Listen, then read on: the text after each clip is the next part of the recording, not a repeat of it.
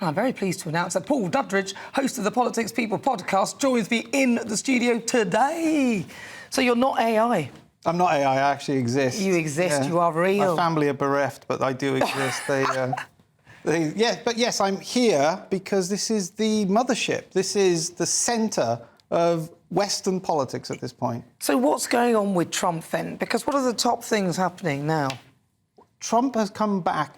I don't know if you saw this a couple of weeks ago, that Biden had made $26 million in one fundraising evening. Trump beat that yesterday, day before. I'm travelling a lot. $50 million. Wow. It's the highest presidential campaign fundraiser in history, $50 million. It's symbolic because the traditional Republicans, who have until now been kind of holding their noses about Trump, have now started rejoining the fundraising. Wow. So he's now being brought back in and treated as if he is, quite rightly, the proper candidate. So that's very interesting. Double the amount that Biden got with two former presidents with him. Trump on his own, with Melania. So, again, all this gossip that Melania's not going to join him. Melania is now back on the... She's fabulous, isn't she? She's fabulous. Brilliant, isn't she? Look, if you're watching on TV, you can see, but on radio, there is Trump and Melania there. She looks incredible in that outfit. She always looks good, doesn't she? She always looks good. She was a great First Lady, and is still the First Lady, as far as I'm concerned. But these scurrilous rumours for the last year, it's like she was going to abandon him and she wasn't going to be on the trail with him. Of course she's supporting him. She's fully supporting him. And like I said, they had a record-breaking $50 million fundraising night. So that's looking very, very positive for him. He's got... Have you met him? Have you met Donald Trump? No.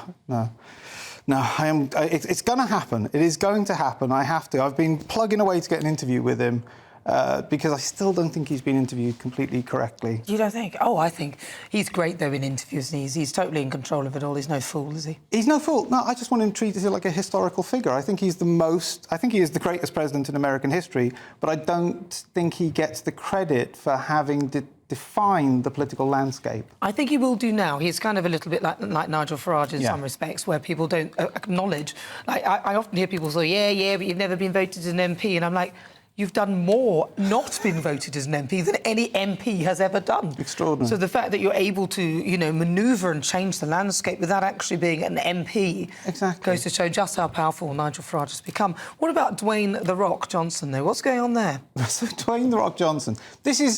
I come from the land of celebrities, obviously, and Dwayne "The Rock" Johnson, his endorsement of Biden a few years ago was significant. Oh, yes. Now he says he regrets his endorsement of Biden.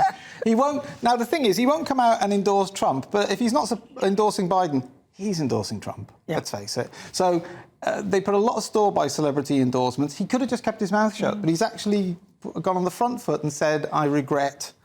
He's torn up about his endorsement of Biden. If you're watching on TV, that is him there. On radio, we've got pictures of Dwayne "The Rock" Johnson now, the hard guy of many a movie, and now regretting. There's probably some stuff on social media or some clips where he said, Biden, vote for him, which is why he's concerned that it's going to come out at any point.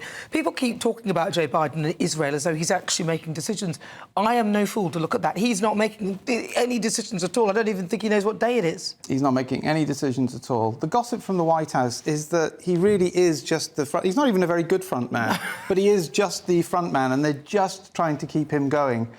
I still believe, I don't think he's going to be the candidate eventually this November. I do think he's going to be replaced by late August. But they're cutting it fine, though, really. Well, they're not, in a sense, because what they're doing is to make sure that they can't have any further voting in the Democrat Party, that they can actually leave it so late that there is the possibility of just parachuting in a candidate and having no primary. So who are the possibilities instead of... Still, I've got to say, it's Gavin Newsom, Governor of California, and even though she denies it, Michelle Obama is still in the frame. I think Michelle Obama is a real threat to Trump. I do really think so, because she's a powerful black woman. Obama was extremely popular with a certain type of people. Yeah. And, he was a real game changer in America, that he was the first black president. I mean, that's quite an incredible achievement of the United States of America. Well, Trump voters voted Obama previously. This is the thing. Obama is he's created a new political dynasty. in which country. But yeah, he's created a new political dynasty. And so people would just vote for the word Obama in the States. She would be a real threat to Trump. Yeah, because people who vote Republican just because they like Trump may sort of think, well, actually, Michelle Obama would be... Yeah, so I think you're right. I think there's going to be a sudden big announcement of Michelle Obama, and then I think that will change the complete dynamics. So you know, in short, what's Trump's next move, and where do you think he's going?